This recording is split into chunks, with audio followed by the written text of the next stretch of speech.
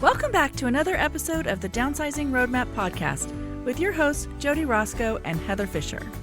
We're talking about all things downsizing, from our own experiences with clients to guest experts. Let's make downsizing easier, one conversation at a time. Hi, welcome to Downsizing Roadmap podcast, a downsizing cost breakdown. Oh. That's what we're talking about today.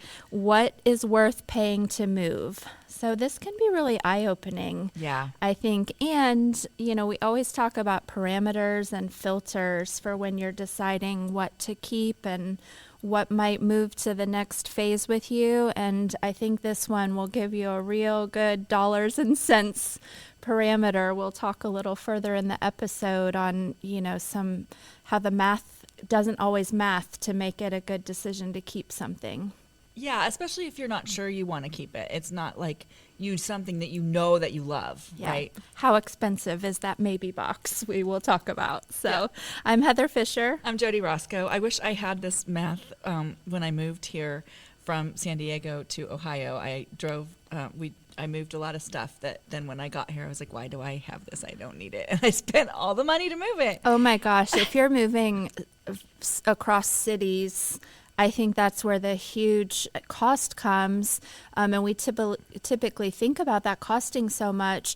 But on the flip side, if you're downsizing, it's not like we're young, spring chickens that are renting a U-Haul and loading it ourselves. Right. So everything we're taking, even if it's local and close by, it's a falsehood to think that that's not going to add up.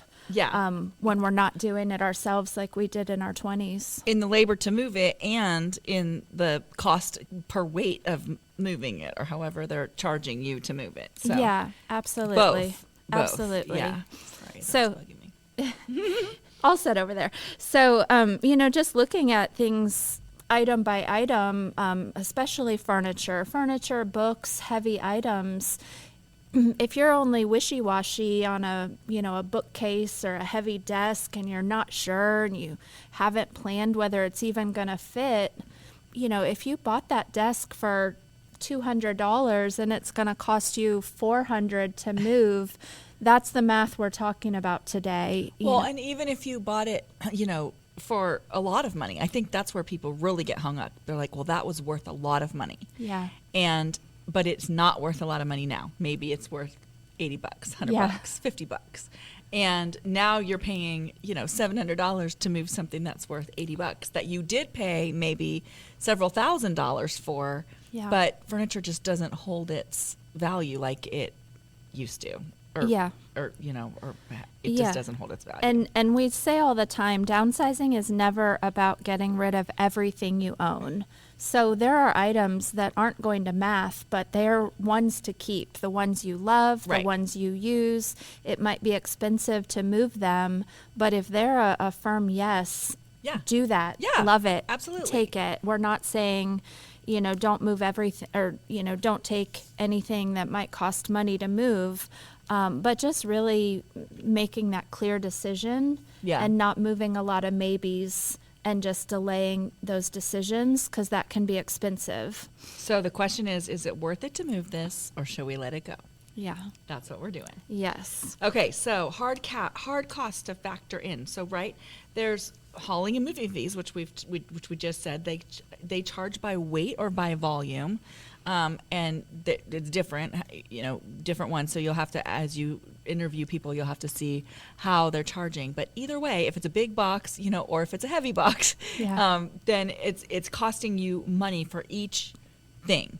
And that's what adds up. Kind of like when you go to Costco and you put, things in your cart. And you're like, well, that's only $10 and that's only $10. And then you get to the, register, and at Costco it's always like $300 or $400. Yeah, we don't need to talk about Costco math. But it's the same thing. Yes. I feel like it's like it just every bit adds up. And so as you kind of do it, the maybe ones are going to add up into a lot of money. Yeah, I think too, a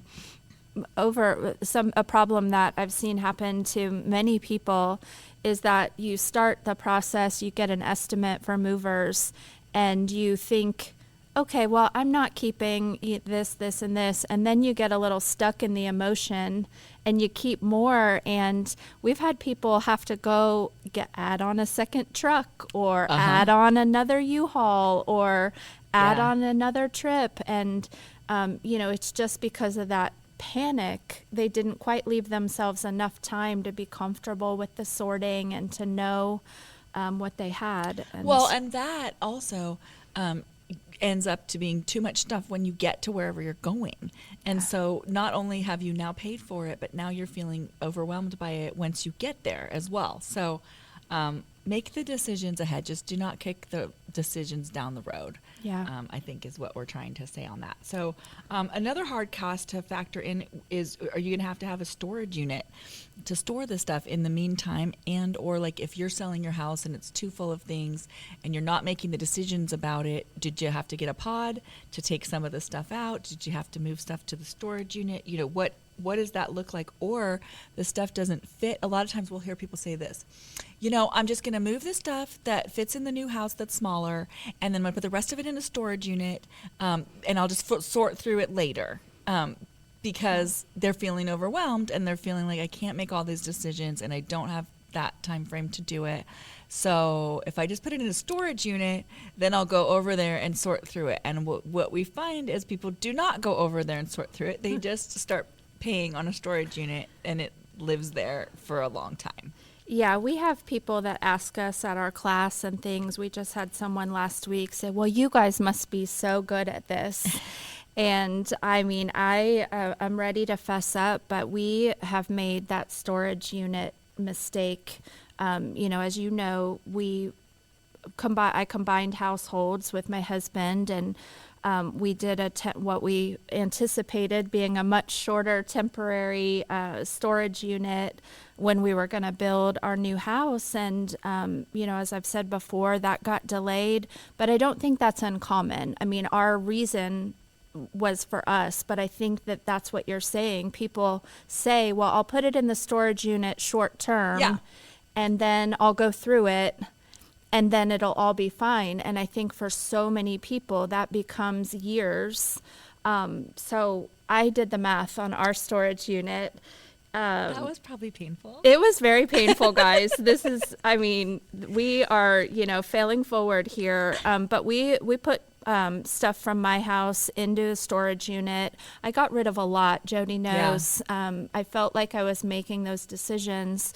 But now looking at what I kept in the storage unit, I don't want most of it. So was not keeping it. What I do want, I could have, gotten into our house that was our temporary house if I, tried harder. But we've had our storage unit since July of 2020 when I moved. Oh my gosh. So 67 months, you guys. 67 months. That doesn't even seem like that was that long. Because I remember the whole process. You're like, and we're going to build, so I'm just going to take some of this stuff, and then we can decide once we get there, all of that. So the time goes by. 67 months we've had the storage unit at $120 a month. $8,000. $8,040 that we've spent. And now I have to hire a junk guy to come get. Oh my gosh, Heather. And guys, this is what happens because we've been in our new house where I have a full, empty, unfinished basement since October, but it's hard to get, all the things in life. It's not a one-day thing. We had big visions of like, as soon as we move, it'll be cleaned out. And it's hard to get it all done. So well, and then you're like, I don't want to bring all that stuff into my new house. Like, I better sort it over there. Like, I don't want to, there's all the words that we say to ourselves about it. But then this weekend, I got stuff going on, and my kids are doing this, and the grandkids are doing this, like whatever's happening for you. And so we're just not getting over there this weekend. But we'll do that next weekend. And oh my gosh, now it got really cold, and it's cold out there, and I don't want to, all the things. Exactly the conversations we have. And I think people all over the place are having that. There's not a whole lot of, with the amount of storage units in America, I'm guessing a percentage, but let's go to the 80-20 rule. There's probably 80% of them that are only being used because of delayed decisions Oh, like for ours, sure. not because of an actual valid storage unit, Yeah. storage problem that couldn't be solved in a more cost-effective way. Yeah, we were moving from a smaller house to a bigger house. And so we needed to get a storage unit for a few months because we had so much stuff in our house that would fit in the bigger house. So it was, now, should we have kept it all? That's a whole nother day. But we needed to move some bigger pieces out so that the house looked, could be staged properly so that people could see what the house needed to look like. And so it was only a couple months. And I think that there are good purposes for that sometimes. But I do think that what happens is out of sight, out of mind, right? And you think that's a good plan. And you think, oh, this is what we're going to do. We'll just put everything we're not sure about in that storage unit, and then we'll, have time to go over there and just take our time and go through it. It just doesn't happen. You do not make that a priority because it's not in your way. It's not like irritating you. It's you're just paying it, and you're paying it. You paid $8,000, which is crazy.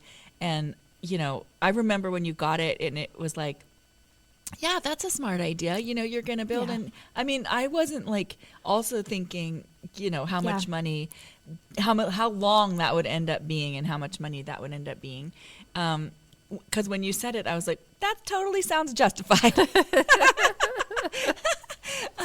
But we've learned a lot since then too, by the way. We've come a long way ourselves in all of this. But I think that when things just are totally out of your every day, trying to make time to go over there, that even happens, that happened when I had my mom's house, and it took us way longer to go through that stuff in my mom's house than it needed to because I didn't want to go over there. And so that will be what happens with the stuff in the storage. You don't want to go over there. It's not stuff that you need because you put it in the storage unit. So it's not like, oh my gosh, I need to go over there and get that, whatever. It's all stuff that you probably don't need. And so there's no urgency. There's no urgency about it except that tiny little cuts every month.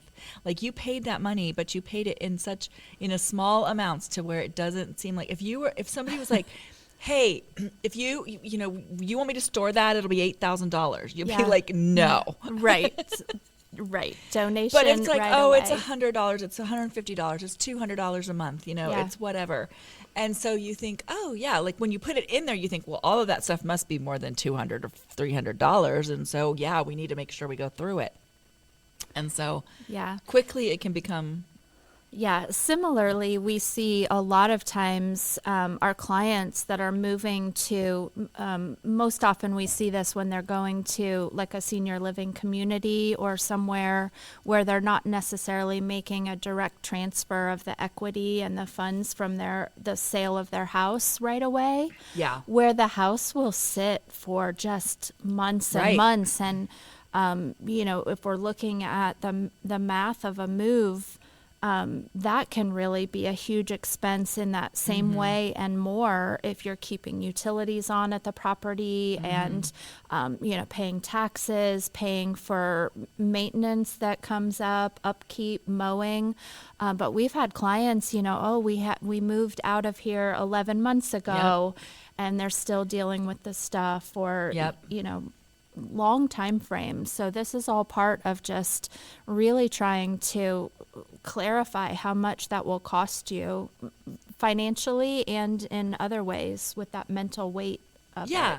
Because we already talked about the hauling and moving, the moving costs and the storage unit potentially, boxes, bubble wrap, if you're taking 30 or 40 more boxes of stuff that you need, honestly, and that's not unreasonable, that we see. You're paying for that many boxes, the supplies, time off work that you're, doing that, or your time that you could be doing something else, either way. And then there's some hidden costs about it, like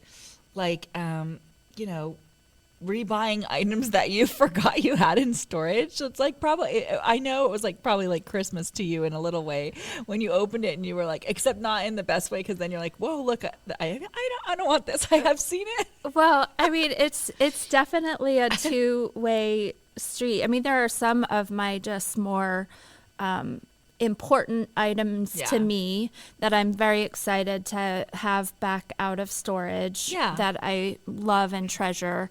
But that's such a small portion. And I mean, for instance, you can't plan the whole situation perfectly. So we had like a bed that we packed very first, those storage units. It's back at the back, and we ended up, because we didn't have the rest of the unit all cleared out, we ended up replacing it. It's in there. I was, it wasn't the bed I had to have. Yeah. It was for my daughter's room. And so we got a different one because we couldn't get to it yet. Right. So you're rebuying it because it's packed in there in a way that you're like, I can't get rid of all of this stuff, or, get to it. In time to get to it. Yeah. Or you forget it's even in there because you don't remember. It could go to a place where you don't even remember what all you have. Yeah. Yeah. So. And then sometimes stuff gets damaged, honestly. Yeah. If it can get damaged in transit, and it can get damaged sitting around in a storage unit. That's not, I mean, even if you want to protect the most important items, you need a climate controlled and all of that, but that's more of a cost to get the specialty unit that will protect it well. Right. Okay, so some common household categories. If we were going to say the cost of keeping it versus the cost of replacing it, IKEA style furniture is super inexpensive. Stuff that you put together. Yeah. You have to sit down with your screwdriver and put it all together. Yeah, a couple $100. Yeah. But it might also be $100 or so to move it. Yeah.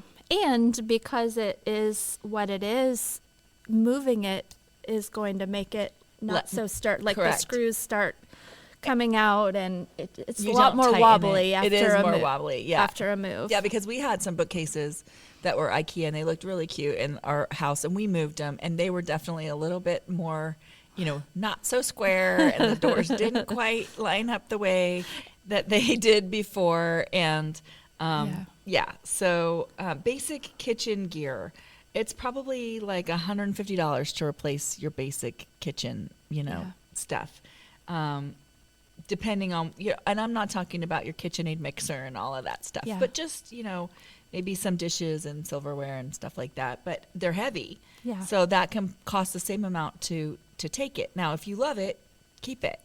Yeah. But if it's like, now we have 6 plates and 7 bowls and, whatever, maybe it's time to let that go. And well, I think some people get hung up on replacement cost, but forget to think about the moving cost. So even if it's equaling out or just a little bit more, if it's something that you would really love to have new, that's a great time, because the last thing you want to do is feel not so great about something, but move it anyway because you think, I don't want to spend the money on replacing it, but then you love it even less in a brand new space, and so you replace it anyway, and you've already spent the money to move. If it's those items that you've already gotten the use out of, and it would just be fantastic to have that refresh, it'll make you love that new space so much more, and the cost of replacement may be equal to or less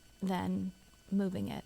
And remember, we're working against our own brain, where our brain tells us if we own something that we need to, keep it in good standing, and make sure that we, protect that thing that we own, even if it's not something that we love or that we even want. Right? So we've talked about that before, that experiment where people were given a mug. It wasn't even special or theirs or whatever, and they just thought the value of it was so much more right after they were given it because they owned it now. And so your mind does that. So you're working against that as you're going through your stuff, and you're thinking, you know what? I think that I should keep all of these, empty butter containers that I use for, instead of Tupperware and all this stuff that doesn't have lids anymore. But it's mine. So I'm just going to take that mindlessly. Like, I'm going to put that in a box because I'm packing the kitchen. Right. And so we're trying to say, instead of doing that, maybe you think, okay, none of this Tupperware works anymore, or none of these, food containers work anymore. And I don't need to keep all the jars and whatever of stuff that I've kept, and, clear all of that out. And the cost of not moving it might be enough to just buy a whole new set. That's what we're trying to say. Yeah, it's such a key word that you said in there, is mindlessly packing. Yeah. You don't need to do that. Just put a little bit of thought process on it, and don't pack it all just because you own it. Because I think it's like, we're taking it because it's ours. Yeah. Like, that's what it is. And so instead of that, it's like, put some thought into whether you actually need it or want it. Yeah, absolutely. So we talked about the storage unit math. So custom high-end furniture versus IKEA furniture, right? I mean, that stuff, if you still love it, if it still fits in your new place, because if you're moving from a bigger place to a smaller place, a lot of times the scale of the furniture does not fit anymore.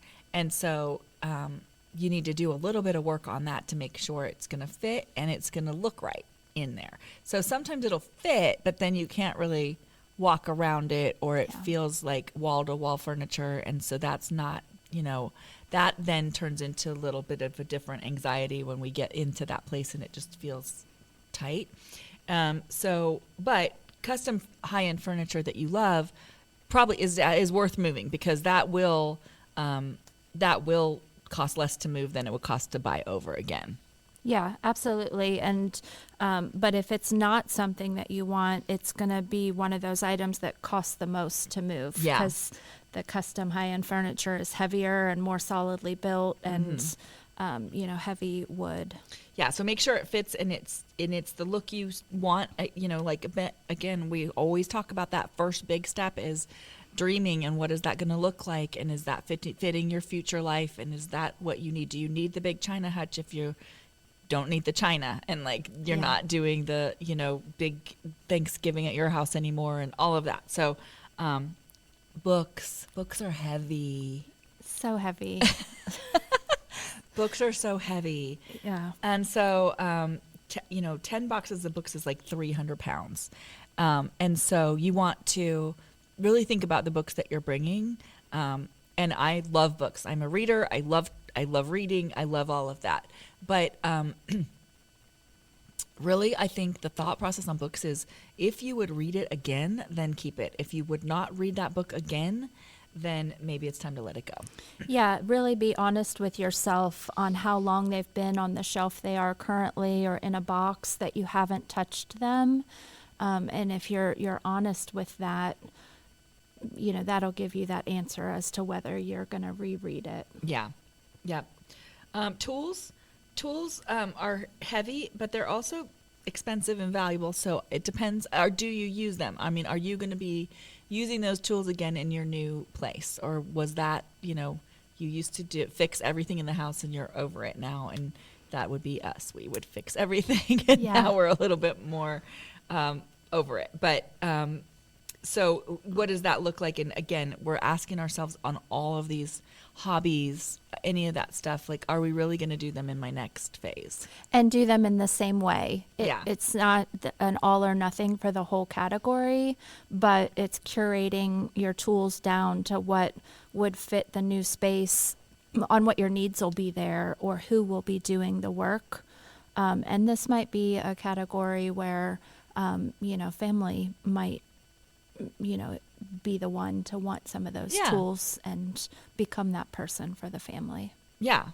And you can give yourself like a budget to replace things, right? So if you save a bunch of money on the move because you aren't, taking as many super heavy things, you can take some of that money and still spend it, but spend it on replacing things, or, buying some new things to give your new place, a better feel for you, or things fit better in there, or you've always hated those drinking glasses and you're not taking them, and you're going to go get some new ones. Yeah. Yeah. And artwork or heirlooms is one that can be hard to replace and might have that emotional, the emotional value is high. But I would just ask, are they your heirlooms or just old things that you own? Well, and artwork really sets the tone of your house. And so is the tone going to be the same? Are you recreating your same thing in the next place, which is fine if you love it and that's what you want to do? Or are you like, I want a fresh start. I want it to feel different. Artwork is going to, set that tone of your house.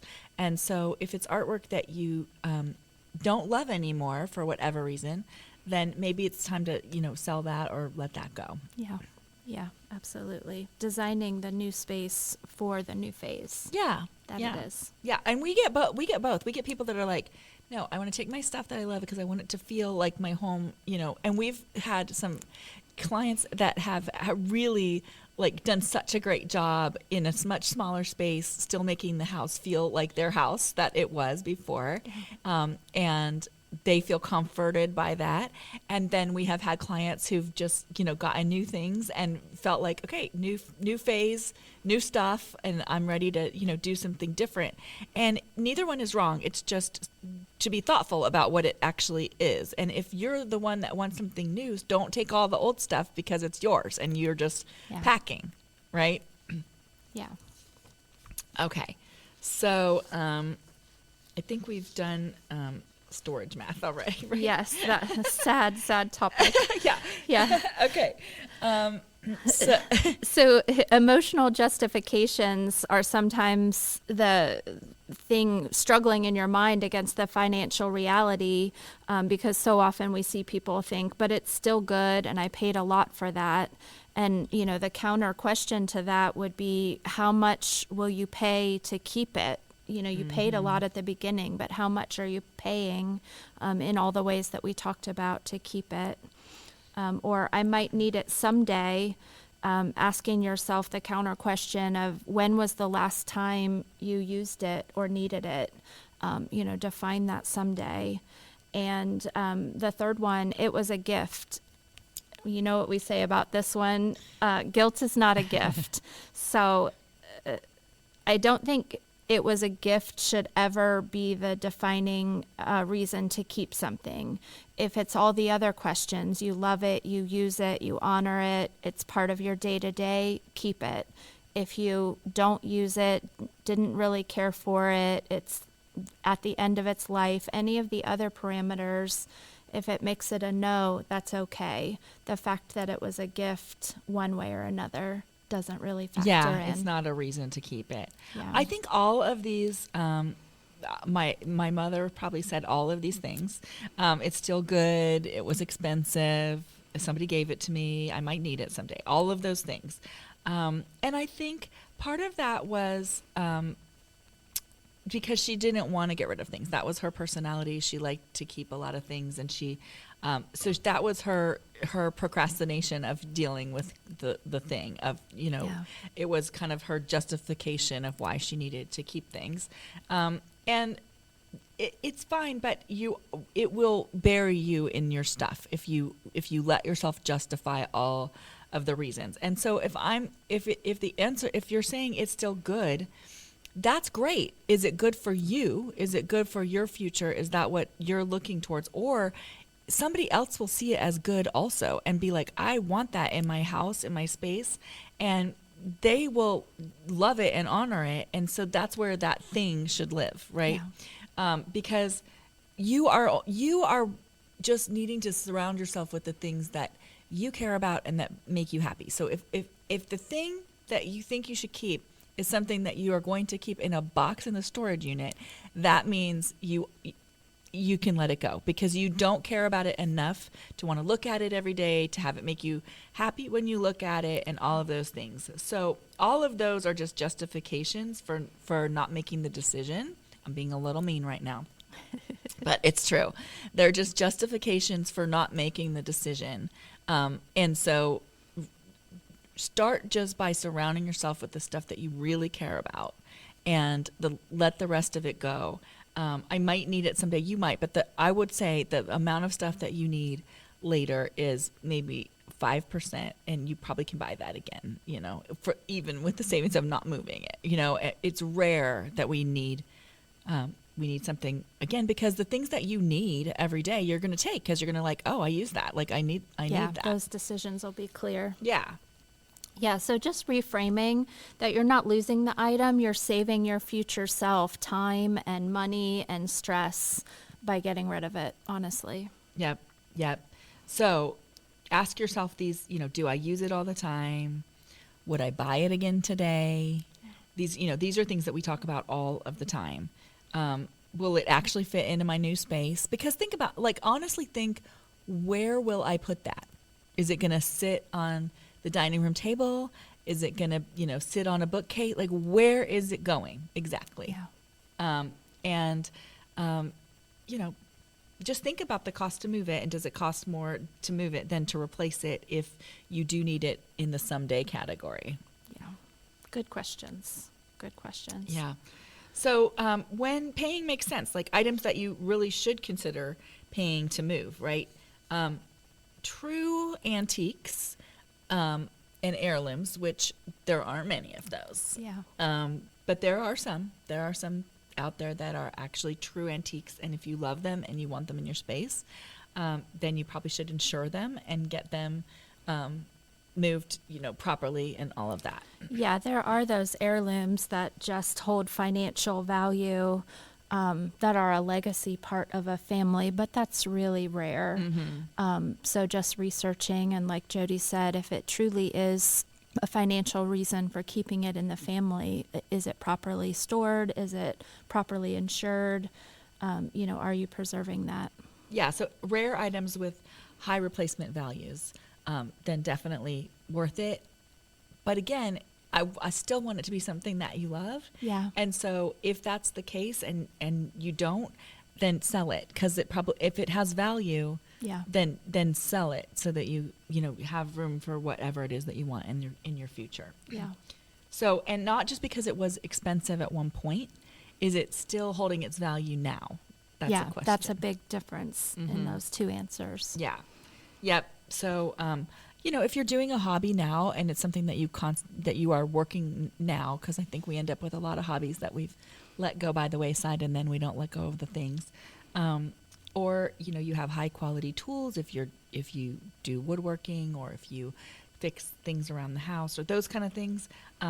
Those are probably worthwhile because they're expensive. Again, things that were expensive but still would be expensive. I think there's a place to maybe set not a goal, but dedicate, like if you were to sell some of these things that you don't need anymore but do have a higher monetary value, set a little reward for yourself. Like, all of the money we get from selling the tools, we're going to, fill in the blank, take a trip, or replace the living room furniture for a better size. And when you earmark what you're going to do with that, it can be a little more exciting to sell it and watch that add up. Yeah. So that's a good way to look at it. Yeah. So just remember that, your mindset is that the value of the item isn't necessarily what it's worth. It's what it costs you to keep it. And sometimes we've seen people keep things, way too many things. And then the cost of that is that they're uncomfortable in their new space because they feel crowded and they can't move. And that's the thing we dislike the most when we see this process happen, is then we'll get, those are the few people that we talk to. Most everybody we talk to, it's like, oh my gosh, I wish I would have done this sooner. But those people that keep too much are the few that we end up hearing like, I'm not sure this was a good, choice for me. And it was a good choice, but the choices to let go of everything weren't made. And so now it feels tight.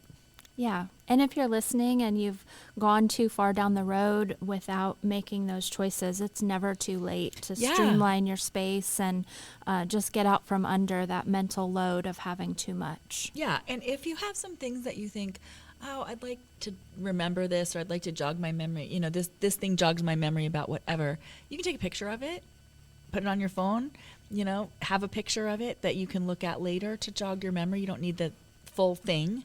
That can be helpful. You can do, just remember the cost of what all of that is as you pack. And really just kind of you got to be a little bit brutal about it and be like, I've not used this in so long. I pulled out a pair of shoes and they had dust on them today. I was like, oh, that means it's time for them to go. Yeah, for sure. I mean, I think those are being brutally honest with yourself on how long, if you're having to pull dusty boxes out of somewhere as you're getting ready to move, put them on the donation truck, not the moving truck. Yeah. And those decisions are already made by that layer of dust on there. Yeah, and just fight against that part where it's like, well, I already own it, so I must be moving it. Yeah. So if you're out there and you're looking at a downsizing move in your future, and we can help you get ready for that and help you find a great agent to help with that, please reach out to us on our website.